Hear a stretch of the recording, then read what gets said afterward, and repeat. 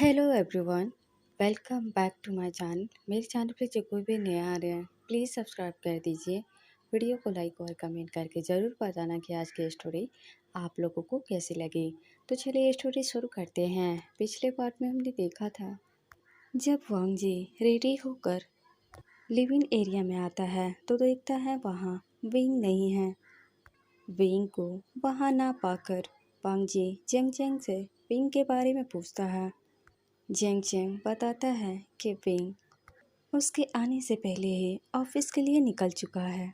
ये सुनकर वांग जी को बहुत गुस्सा आता है। वांग जी गुस्से से अपने ऑफिस के लिए निकल जाता है।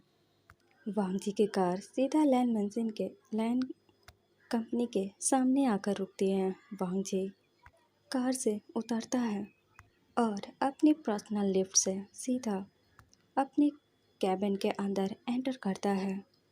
वांग जी कैबिन के अंदर आकर अपने चेयर पर बैठ जाता है और कुछ फाइल को चेक करने लगता है। वांग जी इस वक्त बहुत गुस्से में था।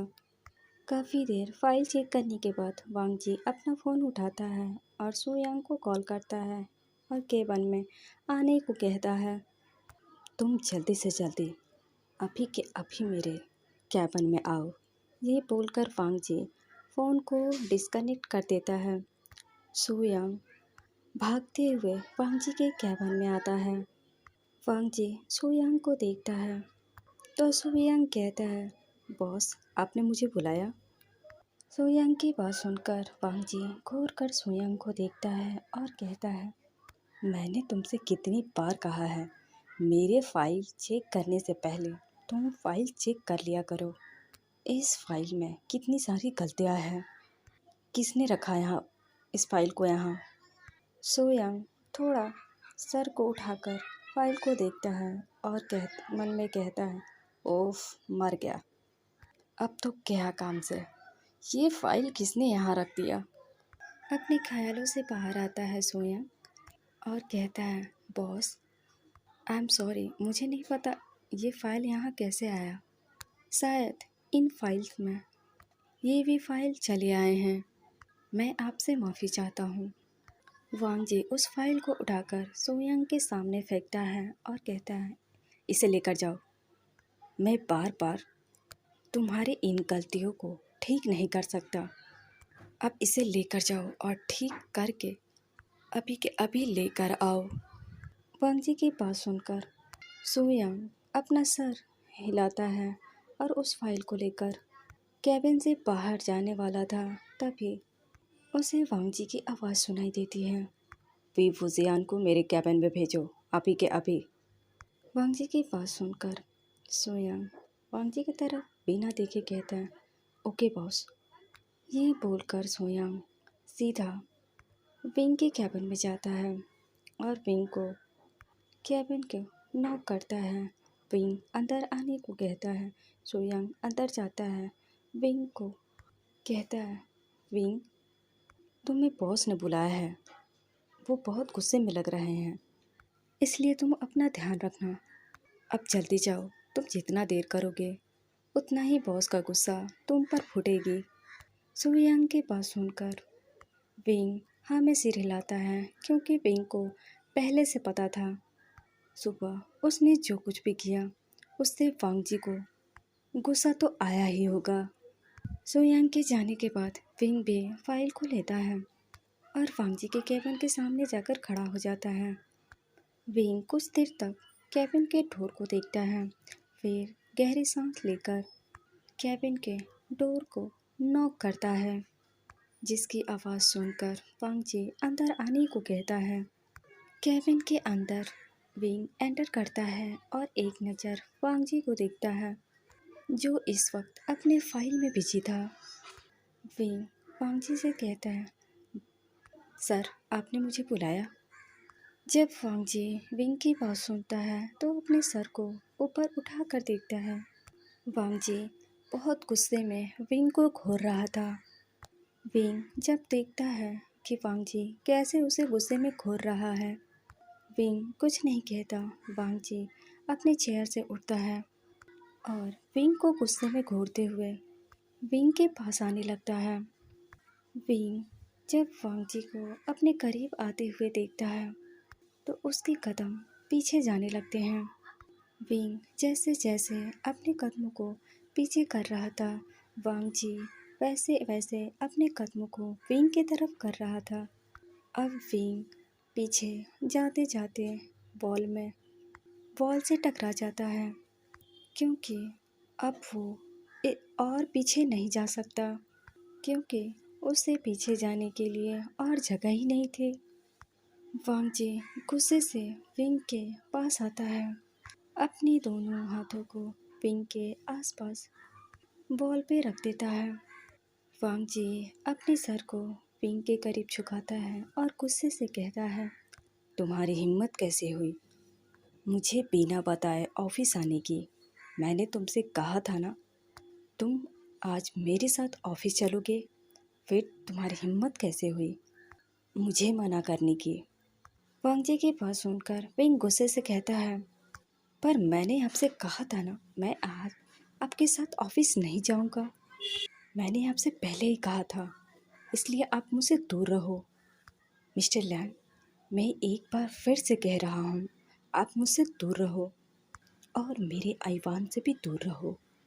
मैं नहीं चाहता आप आईवान के पास आओ। वो सिर्फ मेरा बेबी है, मैंने उसे बर्थ दिया है, उस पे आपका कोई हक नहीं है। विंग की बात सुनकर वांग जी को बहुत गुस्सा आता है। वो गुस्से से विंग को कमर को पकड़ लेता है और अपने करीब खींच लेता है। गुस्से से कहता है, आईवान पर मेरा पूरा हक है। तुम चाहो या ना चाहो, आईवान मेरा बेटा है। वो मेरी वजह से इस दुनिया में आया है। तुम ये चाह कर भी नहीं बदल सकते। तुम भले ही उसे जन्म दिया हो, लेकिन ये मत भूलो, उसे मैंने तुम्हें दिया है। वो मेरा ब्लड है। तो इसलिए तुम चाहकर भी ये नहीं बदल सकते कि आईवान मेरा बेटा है, और तुम चाहकर भी आईवान को मुझसे दूर नहीं रख सकते, क्योंकि आईवान मेरा भी बेटा है। तो इसलिए तुम कोशिश भी मत करना मुझसे आईवान को दूर करने की।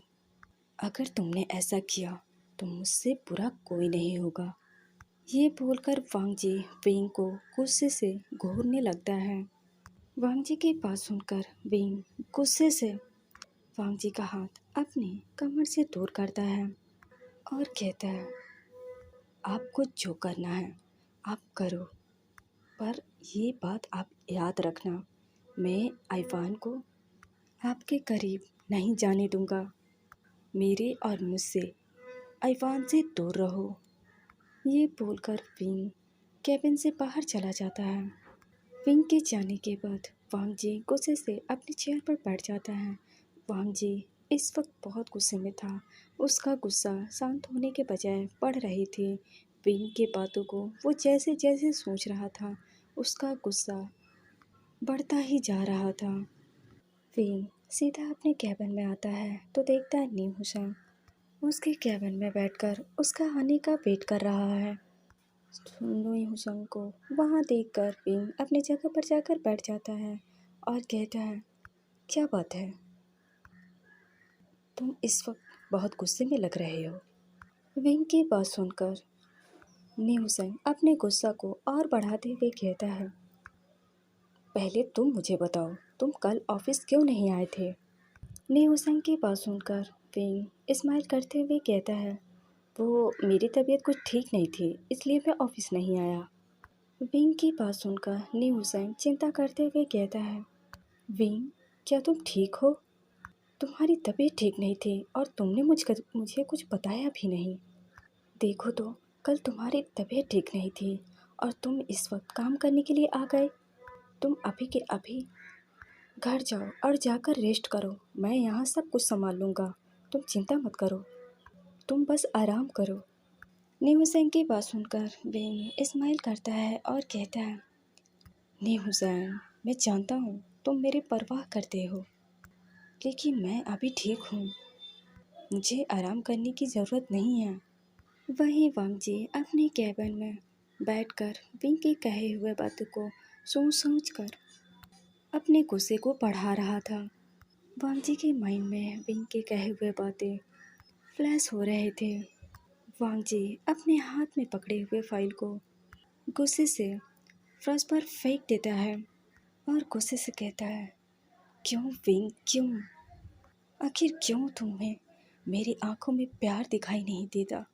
क्यों मेरा प्यार तुम्हें दिखाई नहीं देता? मैं जानता हूँ मैंने पास्ट में जो कुछ भी तुम्हारे साथ किया था वो गलत था।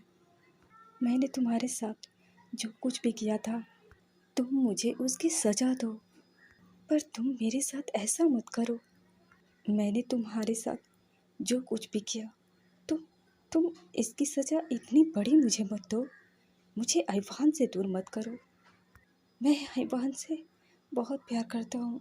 मैं आईवान से दूर होने के बारे में सोच भी नहीं सकता, क्योंकि मैं आईवान से बहुत प्यार करता हूँ। तुम दोनों मेरी लाइफ की इम्पोर्टेंट हिस्सा हो। मैं तुम दोनों में से किसी को भी खोना नहीं चाहता। विंग, मैं बस यही चाहता हूँ तुम ऐसा कुछ मत करो जिससे मैं मजबूर होकर तुम्हें फोर्स करूँ जो मैं करना नहीं चाहता। विंग, मैं बस इतना चाहता हूँ मैं तुम दोनों का जिम्मेदारी उठाऊँ। मैं आईवान को अपना नाम दूँ। मैं दुनिया को चिल्ला चिल्ला कर बताऊँ, आईवान मेरा बेटा है, मैं उसका फादर हूँ। विंग, तुम मेरा भरोसा करो। मैं तुम दोनों का बहुत ख्याल रखूँगा। मैं हमेशा तुम दोनों को प्रोटेक्ट करूँगा। वांग जी ये सब अपने आप से कह रहा था। वांग जी अपने आप से कहता है, विंग, मुझे बस एक मौका चाहिए, बस एक मौका मुझे दे दो सब कुछ ठीक करने का। अब आईवान के बारे में सोचकर वांग जी का गुस्सा थोड़ा शांत हो चुका था। अब वांग जी टाइम को देखता है। उसका लैंड मेंशन जाने का टाइम हो चुका था। वांग जी अपनी चेयर से उठता है और अपना ऑफिस बैग लेकर अपने कैबिन से बाहर निकल जाता है। वांग जी जब अपनी कैबिन से बाहर जाता है तो वो अपने सामने विंग को देखता है जो कहीं जा रहा था। वांग जी को पता था विंग इस वक्त कहाँ जा रहा है, इसलिए वांग जी विंग को देखता है और कहता है, तुम मेरे साथ लैंड मेंशन चलो। वांग जी की बात सुनकर विंग वांग जी को देखता है जो बहुत गुस्से में लग रहा था। विंग बिना सोचे हाँ में सिर हिलाता है, क्योंकि वो वांग जी को और गुस्सा नहीं दिलाना चाहता था। अच्छा से जानता था कि वांग जी जितने गुस्से में होगा उसके लिए उतना ही खतरा होगा, तो चुपचाप वांग जी का बात मानने में ही समझदारी है। वांग जी आगे आगे था, विंग उसके पीछे जा रहा था, क्योंकि वो वांग जी के साथ नहीं जा सकता। अगर ऑफिस के किसी ने भी देख लिया तो उसके बारे में क्या सोचेंगे। वांग जी सीधे पार्किंग एरिया में जाता है और कार में जाकर बैठ जाता है। विंग भी वांग जी के साथ ही कार में बैठ जाता है। कार लैंड मेंशन की निकल जाती है। वांग जी विंग को देखता है जो वो दूसरी तरफ फेस करके बैठा था। वांग जी इस वक्त विंग से बात करना चाहता था, लेकिन वांग जी इस वक्त बहुत गुस्से में है। वो चाहकर भी विंग से कुछ भी नहीं कह सकता। अगर उसने विंग से कुछ भी कहा तो शायद विंग उसका जवाब उसके हिसाब से ना दे पाए, तो वांग जी गुस्से गुस्से को कंट्रोल नहीं कर पाएगा और वो गुस्से में विंग के साथ कुछ ऐसा वैसा ना कर दे, क्योंकि वांग जी अपने गुस्से को जानता था जो बहुत ही खतरनाक थे। इसलिए वांग जी शांत रहना ही बेहतर समझता है। वहीं लैंड मेंशन में आईवान बहुत खुश था, क्योंकि वो आज पूरा दिन अपने ग्रैंडफादर और ग्रैंडमदर के साथ खेल रहा था। उसने आज पूरा दिन अपनी ग्रैंडमदर को और अपने ग्रैंडफादर को बहुत परेशान किया। मिस्टर लैन वो भी बहुत खुश थे। वो अपने ग्रैंड चाइल्ड को अपनी गोद से एक पल के लिए उतारना नहीं चाहते थे। इस बात से जंग जंग बहुत खुश था, क्योंकि आईवान को उसके ग्रैंडफादर और ग्रैंडमदर की प्यार मिल रहा है। उसके हिस्से का वो प्यार मिल रहा है जो आईवान इन 2 सालों में नहीं मिले। जेंग जेंग बहुत खुश था क्योंकि वो देख रहा था कैसे मिस्टर लैन मैडम लैन आइवान के साथ बहुत खुश हैं। ऐसा नहीं था कि वो सिजवी से प्यार नहीं करते थे, वो सिजवी से बहुत प्यार करते थे, पर आइवान, उसे भी तो प्यार की ज़रूरत थी, उसे भी तो सपोर्ट की ज़रूरत थी। आइवान का हक है कि उसे भी उसका फैमिली का प्यार मिले। ये नज़ारा देखकर जेंग जेंग की आंखों में हल्की सी नमी आ गई। जेंग जेंग अपने आंसू को पोंछता है और अपने मन में कहता है, विंग, मैं चाहता हूँ सब कुछ ठीक हो जाए, तुम और वांग जी एक हो जाओ। इससे आइवान को अपना फैमिली मिल जाएगा और मुझे मेरा भाई। जब मैडम लैन आती है तो देखती है जेंग जेंग की आंखों में आंसू थे। मैडम लैन जेंग जेंग को देखती है और उसके कंधे पर हाथ रखती है और कहती है, चैंग, क्या हुआ? मैडम लैन के देखकर ना जाने क्यों जेंग जेंग मैडम लैन को हक कर लेता है और कहता है, मॉम, मुझे पहली बार मॉम डैड की याद आ रही है। मैं मैं अपने मॉम डैड को मिस कर रहा हूँ। मैडम लैन जेंग जेंग को शांत कराती है और कहती है, तुम्हारी आंखों में ये आंसू कैसे हैं? जेंग जेंग थोड़ा हंसते हुए कहता है, मॉम, ये खुशी के आंसू हैं। आप लोगों ने आइवान को अपना लिया, मैं बहुत खुश हूँ। जैसे जैसा प्यार आपने सिजवू को दिया है वैसे ही आप आइवान को दे रहे हो। बस विंग और फांग जी के बीच सब कुछ ठीक हो जाए। मैडम लैंग जेंग जेंग की बात सुनकर कहती है, जैसा सिजवी मेरा ग्रैंड चाइल्ड है, आइवान भी मेरा ग्रैंड चाइल्ड है। मैं दोनों से बराबर प्यार करती हूँ। मैं बस उस पल का इंतज़ार कर रही हूँ। बस विंग मान जाए और वांग जी को माफ़ कर दे, वो दोनों एक हो जाए। मैं बस यही चाहती हूँ। तुम्हें पता है चैंग, आइवान को जब मैं देखती हूँ तो मुझे ऐसा लगता है मेरे सारे ड्रीम पूरे हो गए हैं जो मैंने वांग जी के लिए देखा था। तुम्हें पता है, इन 3 सालों से मैं वांग जी को शादी के लिए मना रही हूँ। शायद यही वजह थी जो वो शादी करने के लिए तैयार ही नहीं था। मुझे हमेशा से वांग जी के लिए डर लगा रहता था क्योंकि मुझे ऐसा लगता था कहीं वांग जी अपने अंकल की तरह बैचलर ना रह जाए। पर मैं बहुत खुश हूँ, उसका एक बेबी भी है। अब वो विंग से शादी करने के लिए मान गया है और वो विंग को मना भी रहा है। बस मुझे डर है एक ही बात की, कहीं आइवान हमसे दूर ना हो जाए, क्योंकि वांग जी और विंग के बीच कुछ भी ठीक नहीं है। मैं बस इतना चाहती हूँ, विंग वांग जी को एक मौका दे दे उसे अपनी गलती सुधारने की, ताकि आइवान को उसका फैमिली मिल जाए। मैंने वांग जी के आंखों में साफ साफ देखा है वो विंग से कितना प्यार करते हैं। वो विंग को पसंद करने लगा है, वो विंग से प्यार करता है। जेंग जेंग, मैं ये भी देख पा रही हूँ वांग जी बहुत गिल्ट में है।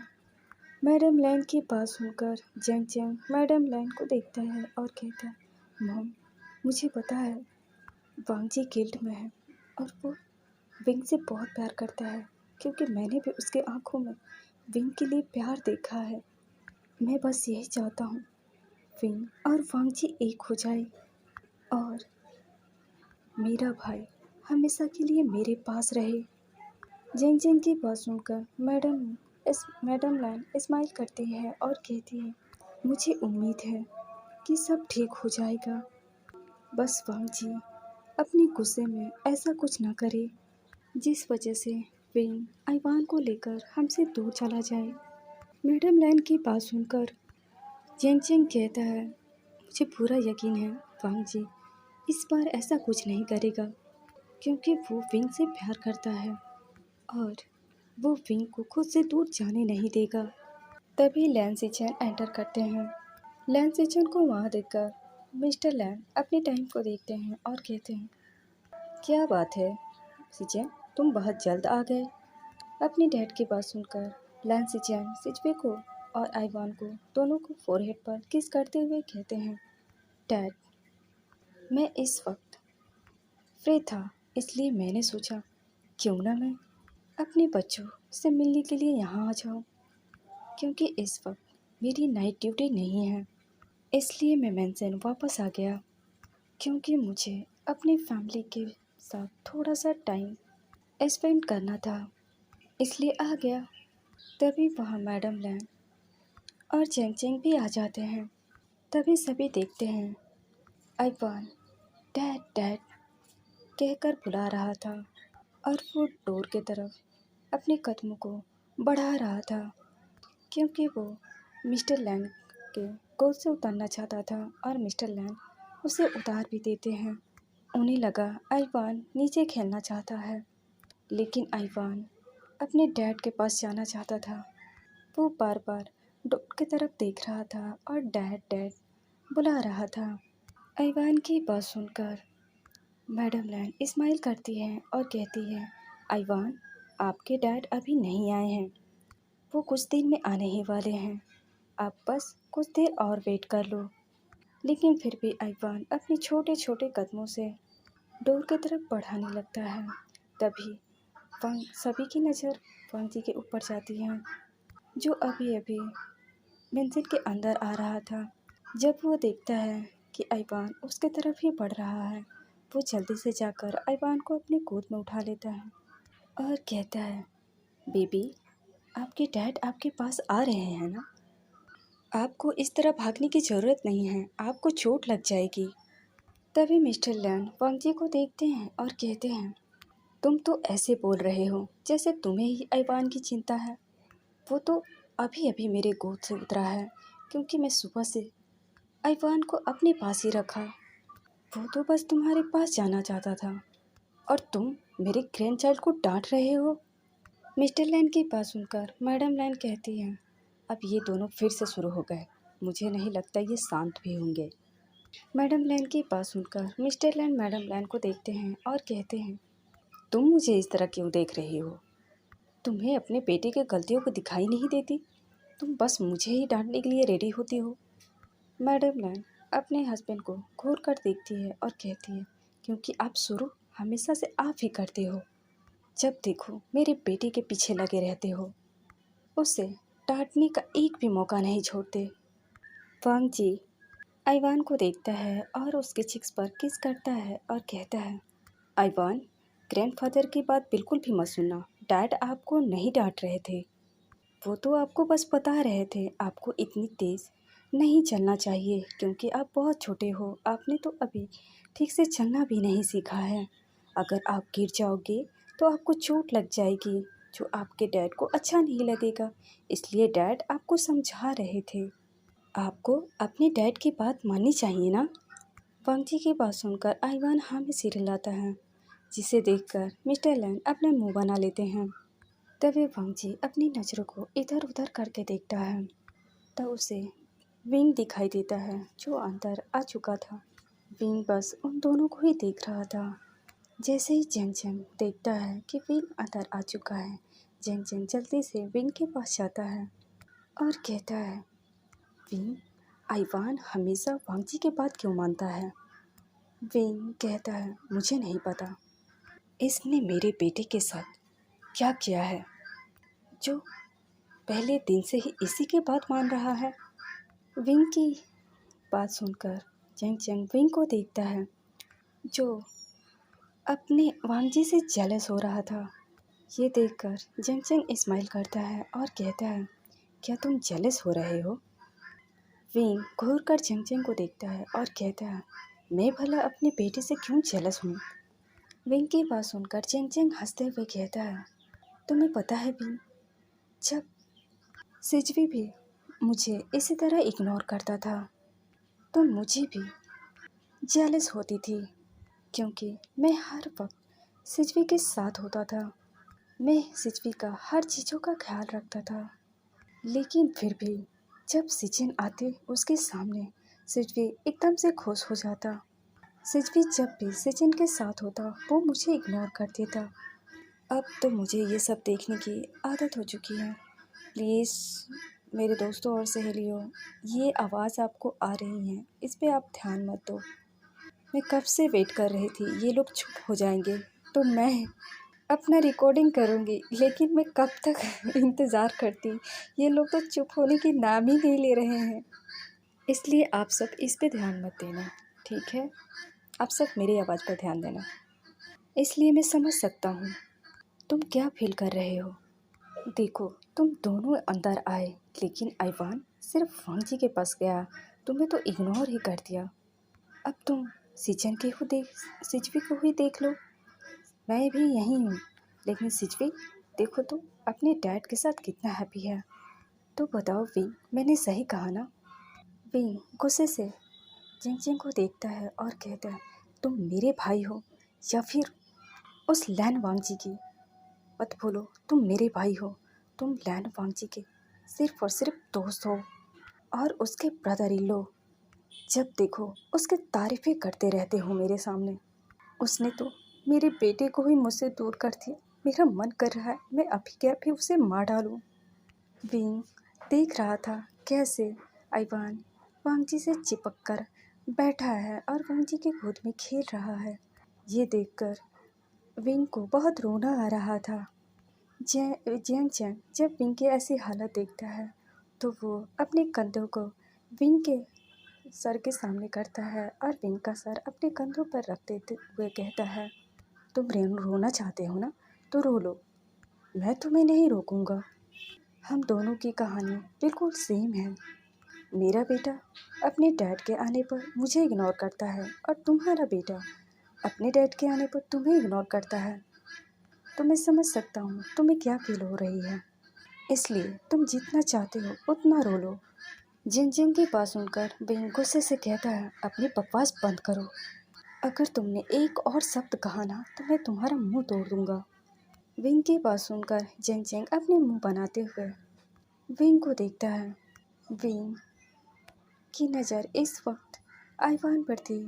विंग आइवान को देखता है और कहता है, देखो तो मेरा बेबी मुझे कैसे इग्नोर कर रहा है, मुझे ऐसे इग्नोर कर रहा है जैसे मैं तो कभी हूँ ही नहीं। वो लैन वांगजी उसके आए हुए सिर्फ कुछ ही दिन हुए हैं, देखो तो कैसे चिपक रहा है जैसे वो उसे सदियों से जानता हो। तुम्हें पता है जेंगचेंग, जब आइवान रोता है तो मैं चुप कराता हूँ तो वो चुप नहीं होता। वांगजी एक बार ही कहता है चुप हो जाओ तो वो चुप हो जाता है। तुम देखना, मैं इस लैन वांगजी को ऐसे सबक सिखाऊंगा जो वो याद रखेगा। वहीं आइवान बार बार वांगजी के चिक्स पर किस कर रहा था। इन दोनों को इस तरह देखकर मिस्टर लैन कहते हैं, मैं तो सुबह से आइवान को किस करने की कोशिश कर रहा था, पर वो ऐसा करने नहीं दे रहा था।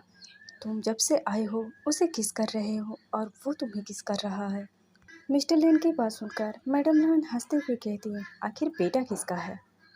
तभी विंग वहाँ आता है और कहता है, आइवान बेबी, अब घर चलने का वक्त आ गया है, चलो हम अपने घर चले। विंग की जाने की बात सुनकर मैडम लैन कहती है, विंग तुम यहीं रुक जाओ, ये तुम्हारा भी घर है, आखिर तुम वहाँ अकेले रहते हो, तुम यहाँ क्यों नहीं रुक जाते। मैडम लैन की बात सुनकर विंग वांगजी को देखता है और कहता है, आंट मुझे माफ़ कर दीजिए, मैं यहाँ नहीं रुक सकता। ये बोलकर विंग वांगजी की तरफ झुकता है और आइवान को अपने गोद में ले लेता है और वहाँ से जाने लगता है। तभी वांगजी विंग को रोकता है और कहता है, बाहर कार खड़ी है, तुम्हें ड्राइवर लेकर लेकर जाएगा और तुम्हारे अपार्टमेंट छोड़ देगा, तुम्हें टैक्सी से जाने की ज़रूरत नहीं है। वांगजी की बात सुनकर विंग मना कर देता है। वांगजी गुस्से से कहता है, मैंने कहा ना, कार तुम्हें अपार्टमेंट छोड़ देगी। मैं नहीं चाहता मेरी बेबी को तुम ऐसे लेकर जाओ।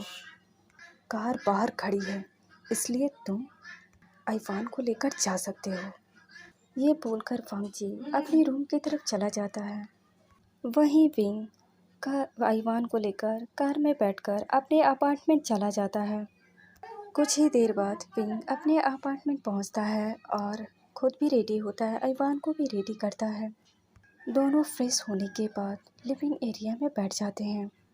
विंग आइवान को देखता है और कहता है, आइवान आप यहाँ खेलो और मम्मा फूड रेडी करने जा रहे हैं। आइवान हाँ में सिर हिलाता है। विंग सीधा किचन में चला जाता है और अपने लिए फूड रेडी करता है, क्योंकि उसे अच्छे से पता था आइवान कुछ भी नहीं खाएगा सिवाय ब्रेस्ट फीड करने के अलावा। लेकिन फिर भी विंग ज़बरदस्ती आइवान को कुछ खिला देता था ताकि आइवान का पेट भरा रहे। विंग अपने गुस्से को वेजिटेबल पर उतार रहा था, क्योंकि उसे याद आ रहा था कैसे आइवान सिर्फ वांग जी का ही बात मानता है।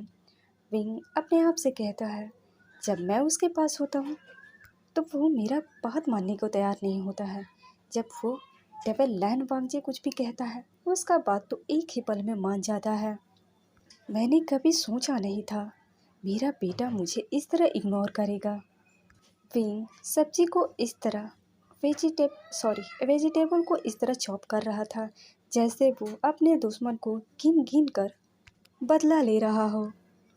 कुछ देर बाद विंग फूड को रेडी करता है और डाइनिंग टेबल के पास लेकर आता है। आइवान को अपने गोद में लेता है और उसे खिलाने की कोशिश करता है। आइवान नहीं खाता। ये देखकर विंग थोड़े गुस्से में आइवान को देखता है और फिर फूड को खाने लगता है। अब हमें मॉर्निंग का सीन दिखाया जाता है। वांग जी ऑफिस के लिए रेडी होता है और लैंड कंपनी चला जाता है, क्योंकि आज इम्पोर्टेंट मीटिंग थी। और विंग भी जल्दी से रेडी होने के बाद आइवान को लैंड मंजिल छोड़ता है और ऑफिस के लिए निकल जाता है।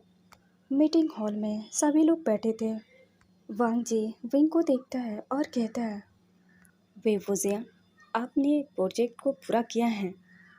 आप यहाँ का प्रोजेक्ट एम्प्लॉयर हो और आप भी ऐसे ही लापरवाही करते रहें तो मैं शायद इस प्रोजेक्ट को कैंसिल भी कर सकता हूँ, क्योंकि मैंने आपके प्रोजेक्ट में कुछ सारी कमियाँ देखी हैं और मुझे पूरा यकीन है आगे से आपसे कोई भी गलती नहीं होनी चाहिए।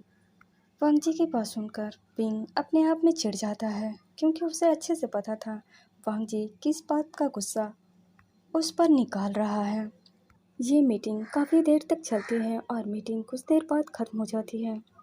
सभी लोग मीटिंग हॉल से जा चुके थे। विंग उस प्रोजेक्ट को देखता है और उसमें गलतियां ढूंढने की कोशिश करता है, जो उसे कुछ ही गलतियां नज़र आ रहे थे।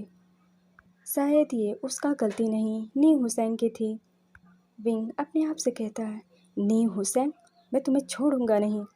मैंने तो बस तुम्हें थोड़ा सा ही करने को कहा था, तुमने तो इतनी सारी गलतियां की हैं। अब मैं इस लैंड वांग जी को क्या जवाब दूंगा। विंग अपनी फाइल को लेता है और जल्दी से निकल जाता है। विंग जल्दी जल्दी लिफ्ट की ओर जाता है, तभी वो लूसी से टकरा जाता है। विंग से टकराने के बाद लूसी फर्श पर गिर जाती है। विंग सॉरी कहता है और लूसी को उठाने की कोशिश करता है। लूसी गुस्से से विंग को देखती है और कहती है, क्या तुम अंधे हो, तुम्हें दिखाई नहीं देती? देखो मुझे तुम्हारे वजह से चोट लग गई। लूसी की बात सुनकर विंग कहता है, आई एम सॉरी, मैंने आपको देखा नहीं, मैं जल्दी में था। लूसी विंग की बात सुनकर अपनी जगह से उठती है और कहती है, तुम्हें देखकर तो मुझे पता लग रहा है तुम्हारी यहाँ कोई औकात नहीं है। तुम यहाँ के एक एम्प्लॉयर हो और एक एम्प्लॉय की तरह बिहेव करो। लूसी की बात सुनकर विंग को बहुत गुस्सा आता है और वो गुस्से से लूसी को देखता है और कहता है, मैं चुप हूँ इसका मतलब ये नहीं तुम कुछ भी कहो। मैं कब से देख रहा हूँ तुम बकवास किए जा रही हो।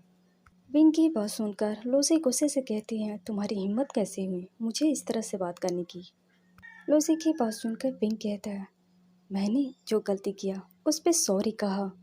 मैंने आपसे सॉरी इसलिए कहा क्योंकि मैंने आपको देखा नहीं।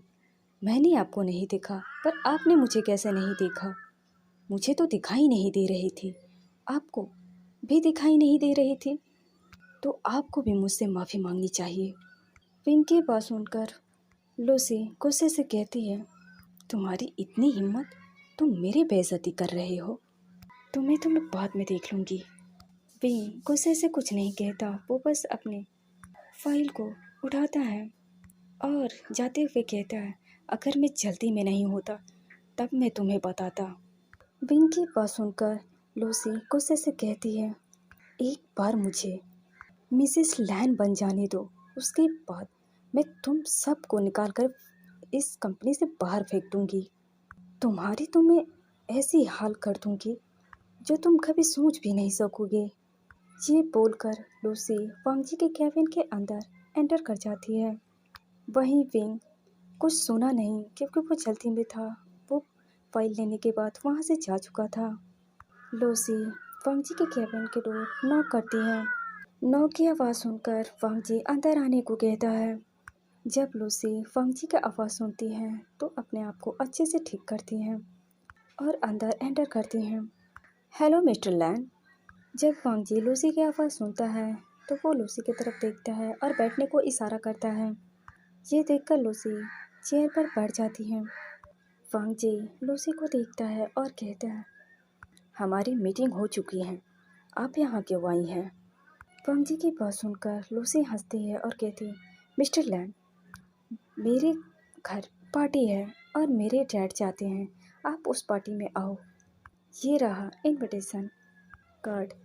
लूसी एक कार्ड को वांगजी के सामने करते हुए कहती है, मैं उम्मीद करती हूँ आप उस पार्टी में ज़रूर आएंगे। हमें खुशी होगी आपको वहाँ देखकर। मैंने आपको पर्सनली इनवाइट किया है मिस्टर लैन। आई होप कि आप आएंगे। लूसी की बात सुनकर वांगजी लूसी को देखता है, फिर उस कार्ड को देखता है और कहता है, आप फिक्र मत करो, मैं उस पार्टी में ज़रूर आऊँगा। ये बोलकर वांगजी अपने फाइल देखने में बिजी हो जाता है। ये देखकर लूसी वहाँ से चली जाती है क्योंकि वो वांगजी को इनवाइट करने के लिए आई थी। लूसी जब वांगजी के कैबिन से निकल जाती हैं तो अपने मन में कहती है, एक बार मेरी शादी तुमसे हो जाए लैन वांगजी, तब देखना मैं तुम्हारी क्या हाल करती हूँ। ये सब कुछ मेरा होगा। ये सोचकर लूसी अपने आप में ही स्माइल करती है और वहाँ से चली जाती है। वहीं विंग टैक्सी से लैन मेंशन जा रहा था।